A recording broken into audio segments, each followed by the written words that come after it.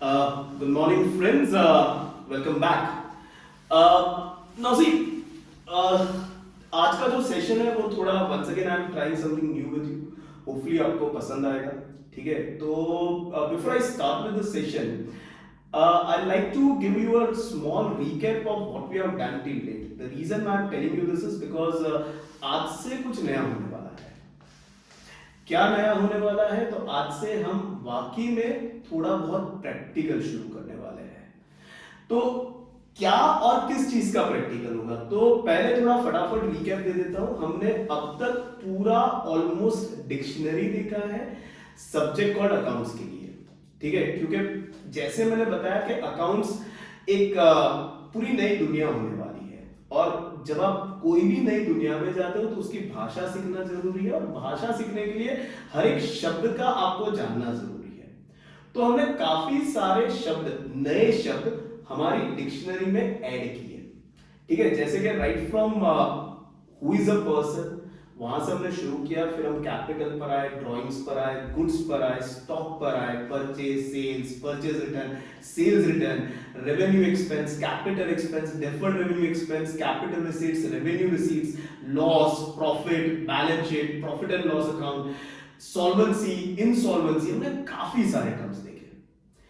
अब आज से या फिर आज के सेशन से ये जितने भी टर्म्स हमने सीखे, ये हमें कहीं ना कहीं हमारे बिजनेस को कहीं ना कहीं ये फर्क बना रहे हैं. लाइक या तो इनसे बिजनेस को कोई फायदा हो रहा है, या तो इनसे बिजनेस को कोई नुकसान हो रहा है, या तो इससे बिजनेस को बेनिफिट लेना बाकी, या तो इनसे बिजनेस को बेनिफिट देना बाकी है. तो आज से और यहां से हम इन सारे शब्दों, जितने भी शब्द हमने सीखे, उन सारे शब्दों का क्लासिफिकेशन करेंगे. ठीक है, और will be trying to understand and interpret them in a very specific way. What is that specific way? Understand this. आज के हमारे सेशन में what are we going to do is, हम वो सारे टर्म्स को दो हिस्सों में क्लासिफाई करेंगे, या फिर दो हिस्सों में बांटेंगे. पहला हिस्सा, we'll classify them either as personal or we'll classify them as impersonal. अब लोग person और impersonal, yes, we are going to classify them as person or impersonal. Now what is person and what is impersonal? तो वो जानने के लिए, और समझ सर क्या कर रहे हो?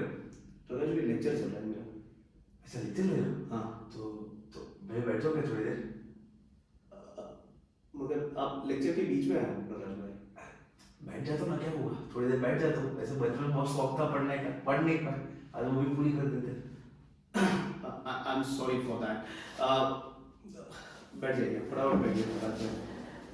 देखिए, बैठने में कोई टेंशन नहीं है, मगर मेरे लेक्चर का एक बहुत सिंपल रूल है. You have to interact. ठीक है, और and you have to participate. Sure sure. ठीक है, तो make sure that you are interacting and make sure that you are participating. अंग्रेजी समझ में आ रहा है? बिल्कुल बिल्कुल. ठीक है, ओके. तो प्रकाश भाई, बेसिकली अकाउंट्स का लेक्चर चल रहा है, और हम नहीं, यानी आपको तो आपके लिए तो ये सब्जेक्ट नया होगा, मगर मैं मेरे बच्चों को ये समझाने वाला हूँ. आज पूरा एक क्लासिफिकेशन प्रोसेस होने वाला है, जहां पर we are going to classify all different accounts into person and impersonal. अच्छा, पर्सन और इन पर्सन. अच्छा, पर्सन मतलब कौन? वो इंसान, हम जैसे इंसान है ना, उसको पर्सन कहते हैं ना. शायद आपकी भी हालत इन्हीं की तरह होगी, क्योंकि पर्सन हमने बहुत पहले किया था. तो what I do is, I will once again remind you who was a person. Prakash भाई सुनना, person when we talk in a layman's language, तो हमारे लिए पर्सन यानी एक इंसान, बायोलॉजिकल पर्सन. मगर जब बिजनेस की बात करते हैं तो पर्सन बायोलॉजिकल भी होता है और आर्टिफिशियल भी होता है. अब लोग सर तो आइडेंटिफाई कैसे करने का? सही बात है. तो आइडेंटिफाई करने के लिए तीन कैरेक्टरिस्टिक्स होती है. जो जो चीजों में ये तीनों कैरेक्टरिस्टिक होती है, तीनों, उन्हें हम कहेंगे पर्सन. और जिनमें इनमें से एक भी कैरेक्टरिस्टिक मिसिंग है, उन्हें हम कहेंगे इम्पर्सन. एक भी कैरेक्टरिस्टिक मिसिंग है, उसे हम कहेंगे इम्पर्सन. समझिए, जैसे कि कौन सी कैरेक्टरिस्टिक है वो समझिए आप. पहली कैरेक्टरिस्टिक है कि जो अकाउंट का मैं नाम लूंगा, वो अकाउंट अगर अपने खुद के नाम पर कोई भी इकोनॉमिक एक्टिविटी कर सकता है। नंबर 2, वो अकाउंट किसी को भी स्यू कर सकता है। नंबर 3, वो अकाउंट किसी से भी स्यू हो सकता है। यानी नंबर 1, जो अकाउंट अपने नाम पर कोई भी इकोनॉमिक एक्टिविटी कर सकता है, उसका मतलब है वो अपने नाम पर कुछ भी खरीद सकता है, अपने नाम पर कुछ भी बेच सकता है, अपने नाम पर पूरा बिजनेस कर सकता है। तो उन अकाउंट को हम पर्सनल अकाउंट कह सकते हैं। ठीक है, दूसरा और तीसरा कैरेक्टरिस्टिक बाकी, इसलिए मैं पहले से कंक्लूड नहीं करेंगे।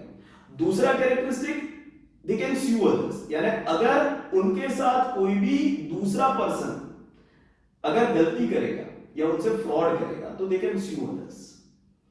तीसरा, they can be sued by others, यानी अगर वो किसी से फ्रॉड करेंगे तो दूसरे पर्सन उनको स्यू कर सकते हैं। जिन अकाउंट में ये 3 कैरेक्टरिस्टिक होगी उनको हम पर्सन कहेंगे, और जिनमें ये 3 कैरेक्टरिस्टिक नहीं होगी उनको इम्पर्सन कहेंगे। समझ गए, सही है, सही है, क्लियर, बहुत मस्त समझा। ओके, चलो शुरू करें। तो हम एक के बाद एक सारे अकाउंट्स लेंगे। अकाउंट्स लेने हैं, देखिए गोल्डन रूल समझ लीजिए। ये पूरा जो हमारा एक्सरसाइज है उसमें प्रकाश भाई आप भी सुन लीजिए और आप लोग भी सुन लीजिए।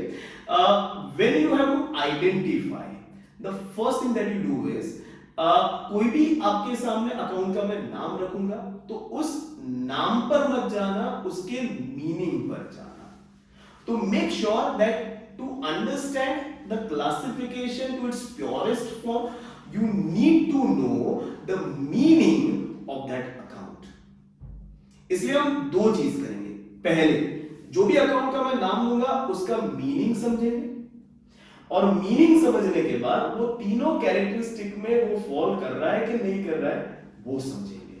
अगर मीनिंग क्लियर है और तीनों कैरेक्टरिस्टिक में फॉल करता है तो पर्सन, अगर मीनिंग क्लियर है मगर 3 में से एक भी कैरेक्टरिस्टिक में अगर फॉल नहीं करता है तो इम्पर्सन। मगर मीनिंग जाने बिना कोई कंक्लूजन नहीं देंगे। ठीक, कहानी क्लियर है? ठीक है, आपको भी क्लियर है, इनको भी क्लियर है। Let's start with the things. चलो मोनिश नहीं, प्रकाश भाई ना, चलो सॉरी, प्रकाश भाई से शुरू करते हैं। पहला शब्द कैपिटल। मैं क्या बोलता हूँ sir?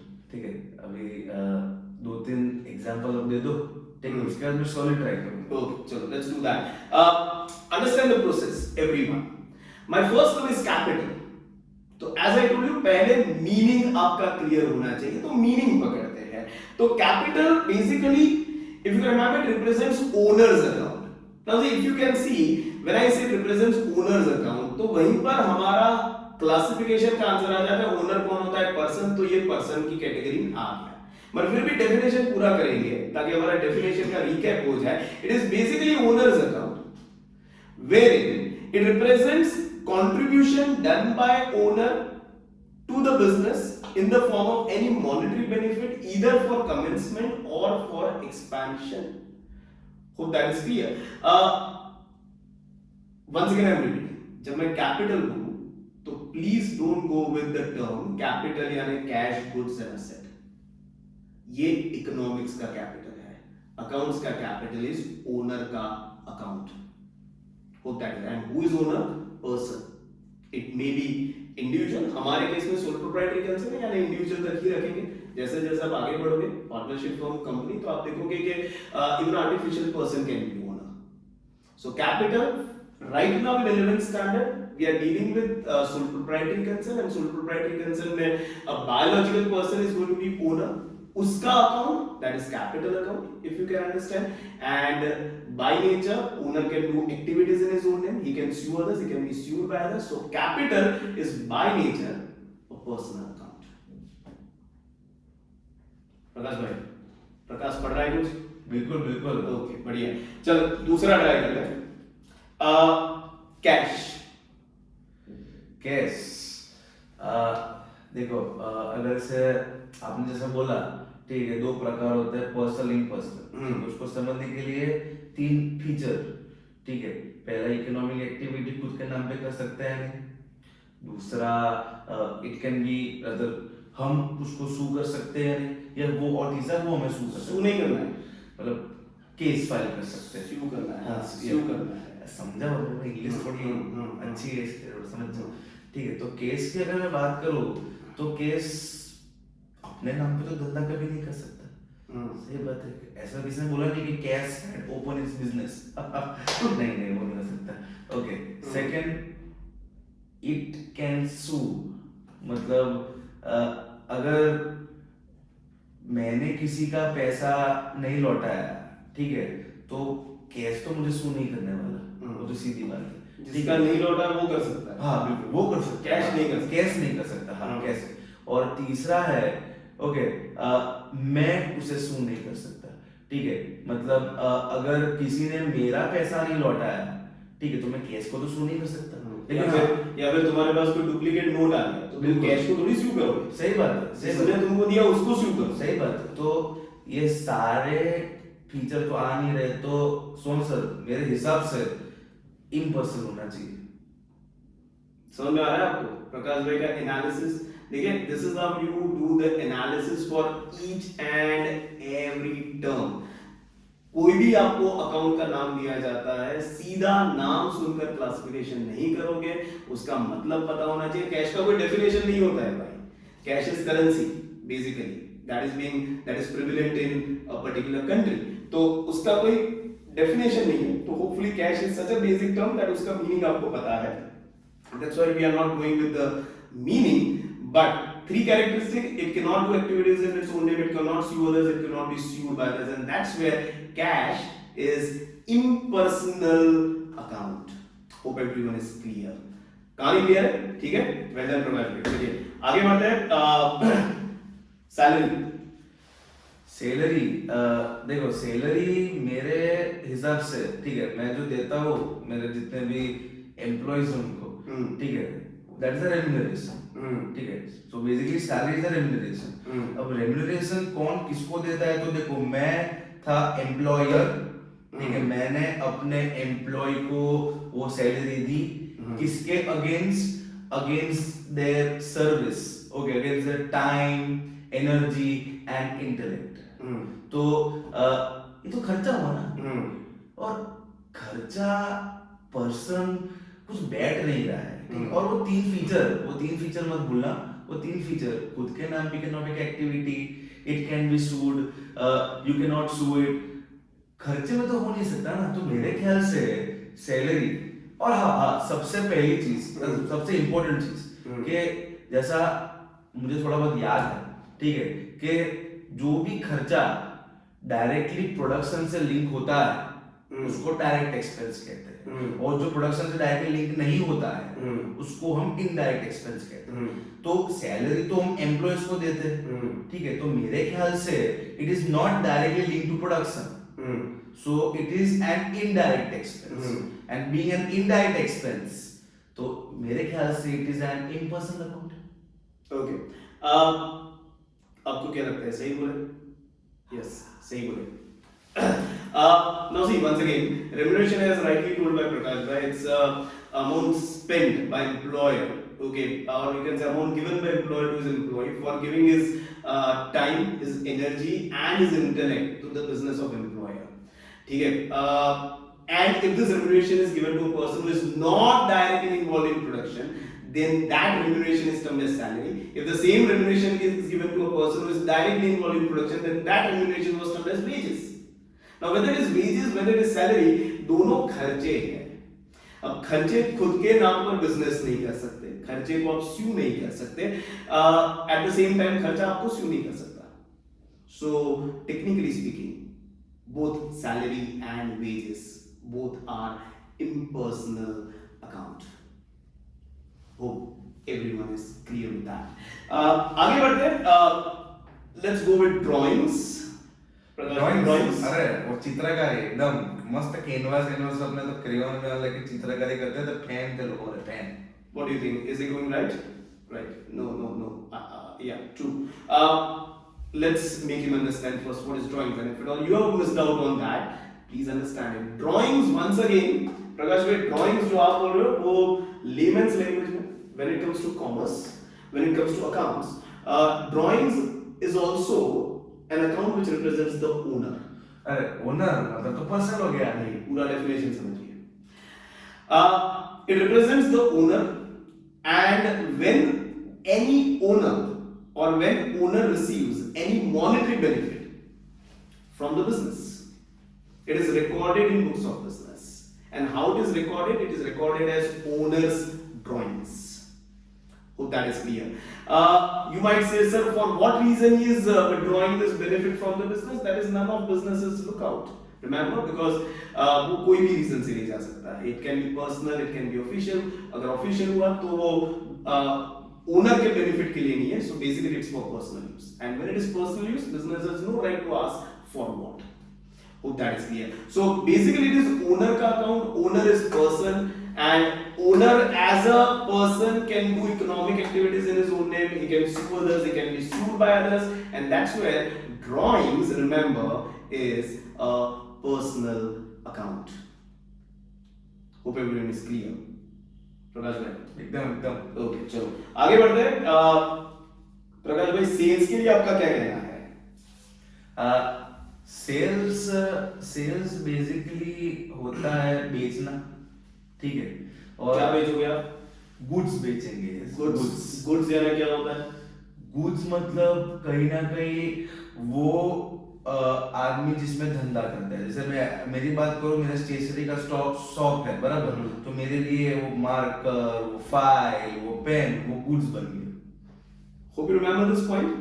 Whatever you deal in becomes your goods. If I am dealing in pen, pen is my goods. If I am dealing in table, then table becomes my goods. If I am dealing in clothing, then clothing will become my goods. If I am dealing in cars, then car becomes my goods. And if I am dealing in building, then building becomes my goods.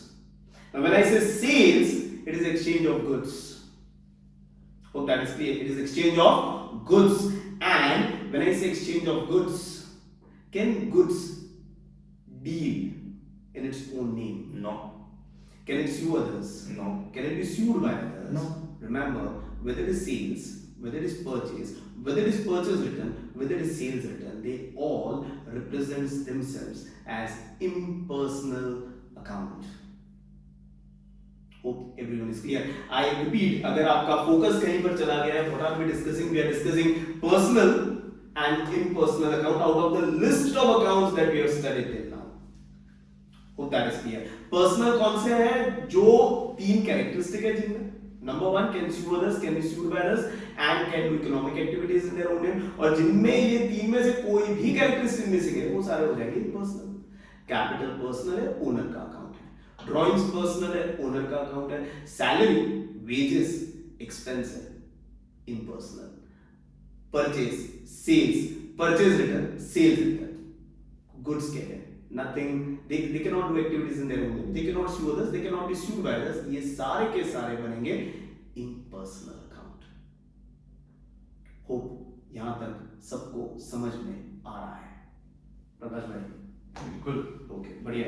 चलो प्रकाश भाई आगे बढ़ते हैं. Building. अच्छा ये बोलूंगा. सुन रहा हूँ. ठीक है. अब बिल्डिंग तो बिल्डिंग होता है, ठीक है. अब वो दोनों में देखते हैं पर्सनल होता है कि इम्पर्सनल होता है. वो तीन फीचर, ठीक है. इकोनॉमिक एक्टिविटी खुद के नाम पे कर सकता है नहीं. It can be sued, okay. और आई वुड से वो आपको सू कर सकता है नहीं. तो बिल्डिंग की बात करें तो बिल्डिंग कभी खुद के नाम पे धंधा तो नहीं कर सकता. चलो ये तो पहला. बिल्डिंग के बाहर वो होता है ना, state bank of India building के ऊपर लिखा होता है, सोम क्लासेस प्राइवेट लिमिटेड बिल्डिंग के ऊपर लिखा होता है. लेकिन वो बिल्डिंग में कोई और वो बिजनेस खोल के बैठा है. बिल्डिंग का खुद का नहीं. या बिल्डिंग का खुद का नहीं. सही सही, ठीक है. तो पहले मेरे ख्याल से इकोनॉमिक एक्टिविटी खुद के नाम पे तो नहीं कर सकता, ठीक है. दूसरा, इट कैन सू यू. मतलब अगर मैं ऐसे जाऊं, ठीक है, नीचे और ऐसे मैं करके थूकूं, तो ऑब्वियसली चीज है कि बिल्डिंग तो मेरे पे केस नहीं ठोकने वाला, ऑफ कोर्स, ठीक है. कुछ नहीं होता, लोग तो रोज थूक के जाते, ठीक है. और तीसरा, वी कैन सू है. तो बेसिकली अगर मैं ऐसे चलते चलते गेट के बाहर से थोड़ा गिर गया, ठीक है, ये 2-3 बार गिर चुका हूँ, तो मैं खड़ा उठ के ऐसे मार नहीं सकता, उसको बोल नहीं सकता कि मैं तेरे पे केस करूंगा. तो मेरे ख्याल से तो मैं भी उस पे केस नहीं कर सकता. तो अगर मैं देखूं तो एक दो तीन तीनों के तीनों क्या बोलते हैं फीचर मैच नहीं हो रहे, तो मेरे ख्याल से वो इम्पर्सनल है। Hope everyone is clear with what Prakash Bhai is trying to convey. I think Prakash Bhai is we are discovering new side of Prakash Bhai. He is quite good with his accounting. Anyways, so building basically yes, it's your asset. Yes, उसमें से benefit मिलना बाकी है. Yes, it's your capital expense. But building cannot do economic activities in its own name. It is somebody, some person will own it and some person will utilize it to do its business. But building in itself cannot do any economic activity. Cannot sue others, cannot be sued by others. And that's where building becomes an impersonal account. Hope everyone is clear with that. समझ में आ रहा है? ठीक है, आगे बढ़ते हैं. Moving to next one. प्रकाश भाई, डेटर सुना है क्या? सुना है, बिल्कुल सुना. डेटर तो मैंने सुना है, और मेरे हिसाब से जितना मेरा सिक्स्थ सेंस बोल रहा है, ठीक है, डेटर इम्पर्सनल.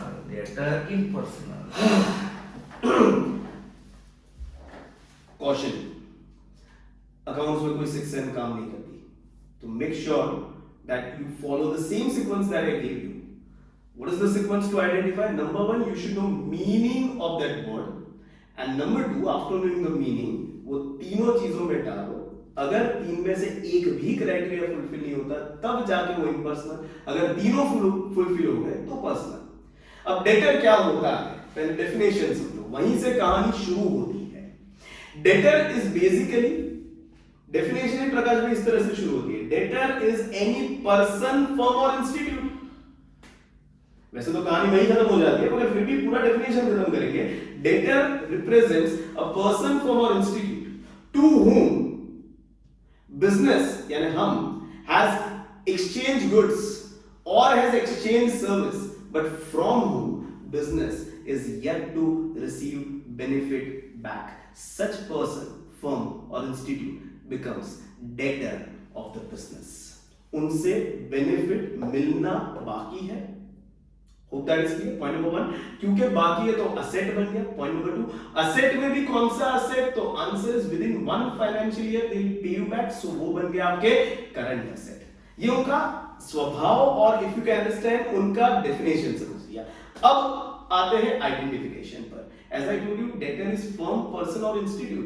फर्म, पर्सन और इंस्टीट्यूट, ये तीनों अपने नाम से कोई भी इकोनॉमिक एक्टिविटी कर पाएंगे. You can sue them. अगर पैसा नहीं देंगे तो हम उनको स्यू करेंगे and they can sue you. अगर आपने उनको जो गुड्स दिए, if they are not as per the order और they are not as per the sample, they can sue you. And that's where Prakash भाई, सिक्स सेंस कुछ नहीं होता है अकाउंट्स में. मतलब समझिए, ठीक है, और उस हिसाब से क्लासिफिकेशन करिए. तो डेटर हमारा क्या बनेगा, personal. Hope everyone is clear with that. ठीक है, आगे बढ़ते हैं. प्रकाश भाई, हमारा नेक्स्ट टर्म जो आ रहा है, rent received. Rent received, okay, मतलब भाड़ा मिला. ठीक है, भाड़ा मिला मतलब कहीं ना कहीं वो मेरे लिए इनकम हो गई, ऐसा बोल सकता हूँ. हाँ ठीक है, बोल सकता हूँ इनकम. अब जैसे खर्चा खुद के नाम पे कोई इकोनॉमिक एक्टिविटी नहीं कर सकता, ठीक है, वो किसी को सू नहीं कर सकता या फिर उसे कोई सू नहीं कर सकता. तो वैसे ही सोम सर सेम भी तो ये इनकम का भी तो होगा ना, कि इनकम खुद के नाम पे कोई धंधा नहीं कर सकता. ठीक है, इनकम को कोई सू नहीं कर सकता. ठीक है, या फिर इनकम किसी को सू नहीं कर सकता. तो मेरे ख्याल से, ठीक है, ये भी होना चाहिए इम्पर्सनल. क्या लगता है आपको? Is he going right? Yes, he's going right. Let's get into the details. Rent received, it's a receipt. Received, there is inflow of cash or cash equivalent. If you can remember, receipt का definition. In exchange of goods, in exchange of service, in exchange of asset, or on borrowing of funds. This is in exchange of service. किसी ने मुझे ये पूछा था, मैं बार बार ये बताता हूँ क्योंकि ये कंफ्यूजन बहुत सारे बच्चों में होता है कि सर रेंट में सर्विस कहां से आया? आपने प्रॉपर्टी दिया, सामने पैसा दिया, तो सर्विस कहां से आया? रिमेंबर, मैंने प्रॉपर्टी नहीं दिया आपको. I am not selling, I am not giving you ownership of the property, I am just giving you position of my property. जैसे ही वो पीरियड, हमारा जो कॉन्ट्रैक्ट है 11 महीने का, वो खत्म होता है, आपको प्रॉपर्टी लौटा देनी है. यानी for 11 months I am allowing you to use my premises, and that's my service to you, and for which I am charging you, and that charge is nothing but rent. Hope that is clear. It's my revenue receipt, क्योंकि हर महीने आने वाला है. Frequency उसकी साल में at least एक बार है, एक बार से कहीं ज्यादा है, मगर एटलीस्ट एक बार तो है. तो that's where it becomes a revenue receipt. Hope that is clear. That's point number one. Point number two, can it do economic activities in its own name? No, it can't. It can't. Rent cannot start a business on its own name. Rent cannot buy goods. Rent cannot sell goods. Rent cannot do any of those things. Rent cannot sue others. Rent cannot be sued by others. अगर मुझे मेरा rent नहीं मिला तो मैं rent को स्यू नहीं करूंगा, मगर मेरे टेनेंट को स्यू करूंगा. And who is tenant? A person. Maybe biological, maybe artificial. So person, tenant I can sue, but rent I cannot sue. And that's where rent received is logically and technically impersonal account. Hope everyone is clear. दो चीज I repeat. Number one, meaning समझ. एक बार meaning समझ गए, फिर वो जो अपने 3 क्राइटेरिया है उसमें डालिए, and things are done for you. Are you clear? Making sense? No sixth sense. Then only it will make sense. Remember. कहानी क्लियर? ओके, चलो आगे बढ़ते हैं. प्रकाश भैया थोड़ा गूगली खेला है? गूगली क्रिकेट बहुत अच्छा खेलता हूँ. हाँ, बस तो आपको लगेगा कि बॉल बाहर जाएगा, मगर ये थोड़ा अंदर आएगा, तो ध्यान से सुनना. ठीक है? हाँ, देखते हैं. Rent receivable. सर बार बार एक चीज मत पूछो, ठीक है? जवाब देते कि थक चुका हूं मैं. रेंट रिसीवेबल, रेंट रिसीव्ड, और क्या impersonal. What do you think? Is he right? Of course yes, he is right. ऐसा आपको लग रहा होगा, मगर वो गलत जा रहे हैं. जैसे मैंने बताया, गूगली आएगा. ठीक है? Now this is where many of the students go wrong. इसलिए प्रकाश भाई ध्यान से सुनना मैं क्या बोल रहा हूं. रेंट रिसीव्ड और रेंट रिसीवेबल, ये दो अलग शब्द है. ठीक है? रेंट रिसीवेबल का दूसरा नाम है आउटस्टैंडिंग रेंट. अब कंक्लूजन पर मत आइए, सुन लीजिए. व्हेन आई से रेंट रिसीवेबल, तो रिमेंबर पहले मीनिंग पकड़ते हैं. तो मीनिंग कहता है रेंट रिसीवेबल या फिर इनकम रिसीवेबल या फिर आउटस्टैंडिंग इनकम का मीनिंग कहता है इट रिप्रेजेंट्स अ पर्सन. तो वैसे यहीं पर हमारा आंसर हो गया है, मगर फिर भी हम पूरा डेफिनेशन पूरा करेंगे. It represents a person to whom business has given service but from whom business is yet to receive money back. Yet to receive money back, यानी ये हुआ आपका क्रेडिट ट्रांजैक्शन. हमने हमारे टेनेंट को प्रॉपर्टी दिया, उसने प्रॉपर्टी यूज किया, सर्विस ले लिया, मगर हमें उससे पैसा लेना बाकी है. So it's a credit transaction. Number 1, हमें उससे पैसा लेना बाकी है, यानी वो हमारा रिसीवेबल हो गया. नंबर 2, और क्योंकि क्रेडिट है तो उसका नाम बुक में लिखना पड़ेगा. नंबर 3, अब अगर एक टेनेंट हुआ तो उसका नाम लिख देंगे, एक से ज्यादा हुआ तो उनको ग्रुप के अंदर लेकर आएंगे और उस ग्रुप को कहेंगे रेंट रिसीवेबल. सो जब मैं रेंट रिसीवेबल की बात कर रहा हूं, रिमेंबर मैं रेंट की बात नहीं कर रहा हूं, मैं उस इंसान की बात कर रहा हूं जिसको मैंने सर्विस दे दी है, मगर जिससे मुझे पैसा मिलना बाकी है. मैं उस इंसान, मैं उस पर्सन की बात कर रहा हूं. अब वो पर्सन इंडिविजुअल भी हो सकता है, बायोलॉजिकल एंड आर्टिफिशियल भी हो सकता है. जैसे मैंने बैंक को दिया है रेंट पर मेरा प्रीमाइसेस, और बैंक से अगर मुझे वो रेंट लेना बाकी है तो बैंक बन जाएगा मेरा रेंट रिसीवेबल. अगर मैंने कोई इंसान को दिया, जैसे प्रकाश भाई को मैंने प्रॉपर्टी दिया है रेंट पर, तो इन दैट केस प्रकाश भाई will become my rent receivable. So जब रेंट रिसीवेबल आप शब्द सुनते हो तो रिमेंबर रेंट नहीं दिखना चाहिए, आपको एसबीआई दिखना चाहिए, आपको प्रकाश भाई दिखने चाहिए, आपको रिलायंस दिखना चाहिए। ये वो लोग हैं जिनको हमने प्रमाइसेस दी है पर जिनसे रेंट लेना बाकी है, and that's where it is personal account. Hope that is clear. Prakash भाई हो, रिलायंस हो, एसबीआई हो, they all can do activities in their own name, they all can sue others and they all can be sued by others, and that's where rent receivable, ध्यान से, is by nature personal account। प्रकाश भाई तुमने क्या समझ गया? Rent receivable personal पक्का है ना? पक्का है, क्लियर है ना? एकदम। ओके, चलो आज के दिन का आखिरी गूगलिया पहचान लेना प्रकाश भाई, पिछली बार 6 नहीं लगी, ठीक है? हाँ, सैलरी पेबल।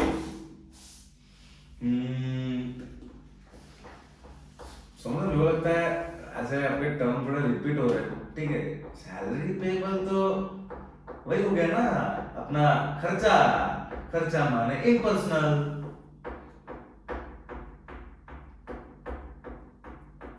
वापस बोलो। सैलरी आपने अभी थोड़े टाइम पहले पूछा था, तो होता है खर्चा, खर्चा माने इम्पर्सनल। प्रकाश भाई आपको अभी 2 मिनट पहले मैंने पूरा रेंट रिसीवेबल का कंसेप्ट समझाया। मैंने आपको क्लियरली बताया कि जब हम रेंट रिसीवेबल की बात करते हैं तो हम रेंट नहीं देखेंगे, हम उस इंसान को देखेंगे जिससे हमें पैसा लेना बाकी है। तो ऑन द सेम लाइन आपको इतना समझ में नहीं आता है कि जब हम सैलरी पेबल की बात करते हैं तो हम सैलरी नहीं देखेंगे, हम उस इंसान को देखेंगे जिससे हमने सर्विस ले लिया है मगर हमें पैसा देना बाकी है। इतना आपको समझ में नहीं आता है। It is representing the person, that person from whom we have received the service but to whom we are yet to pay back. Can't you understand that much simple? क्या होता है सैलरी पेबल? Person, person. क्यों person? क्योंकि it is representing a number of people, okay, जिनसे कहीं ना कहीं हमने सर्विस ले लिया है लेकिन सामने पैसे देना बाकी है। Hope that is clear. Hope that is clear. प्रकाश भाई, सॉरी सॉरी सॉरी जो था टेंशन मत लो प्रकाश भाई। Hope everyone is clear. Salary payable, tension में बताना प्रकाश भाई। ये गलती अक्सर होगी, ठीक है? मगर ये होने मत देना। That's where if you can understand, प्रकाश भाई जैसी गलतियां हर कोई करता है।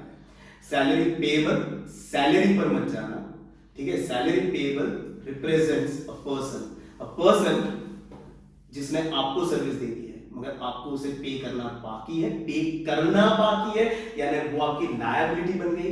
एक हुआ, नाम लिख देंगे, एक से ज्यादा हुआ, ग्रुप में लेकर आएंगे, उस ग्रुप को कहेंगे सैलरी पेबल या फिर salary outstanding, representing outstanding expense या एक्सपेंस पेबल।